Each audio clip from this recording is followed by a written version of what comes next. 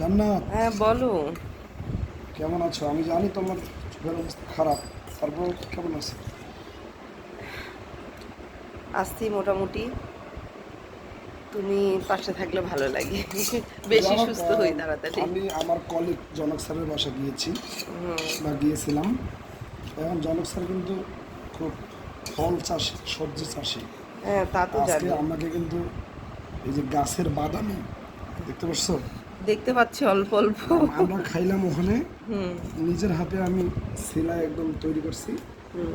তো প্রিয় দর্শক, যে আমার বউকেও সে দুটো পাঠিয়ে দিয়েছে। এই দেখেন, আমার মেয়ে আবার কি করলো, সুন্দর করে এটা সে কাটে কুটে কাঁচা মরিচ দিয়ে তেল দিয়ে তৈরি করছে, করে ওর মাকে দিল।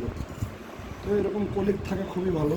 হ্যাঁ। আমার সব কলিগেই আমাকে ভালোবাসে, আমার ভুল ত্রুটি তারা ক্ষমা করে। আমি জুনিয়র, তারপর অনেক ভুল করে বসে থাকি, ওরা ক্ষমাসুন্দর দৃষ্টিতে সেটা দেখে। এভাবেই আমি চাকরি করতেছি। তো কলিগের বাসায় এগুলো দিল, নিয়ে আসছি। আমার মিসেস এখন এটা খাবে, যদিও তার চোখের সমস্যা। আচ্ছা, এই যে চোখ ওঠা বা চোখের ভাইরাস, এটা সুনির্দিষ্ট কোনো চিকিৎসা আছে কিনা একটু বলবেন তো? আমরা তো চেষ্টা করতেছি, বিভিন্ন মলম টলম দিচ্ছি, কিন্তু সারে না, বাড়তেছে। তো জানলা তো খাপা তো নাকি? হ্যাঁ হ্যাঁ হ্যাঁ, আমার মন চলে গেছে তো খাওয়ার খাও, জন্য। নাও খাও। এত সুন্দর মুখরোচক খাবার। হুম। বিসমিল্লাহ। কেমন হুম। লাগতেছে?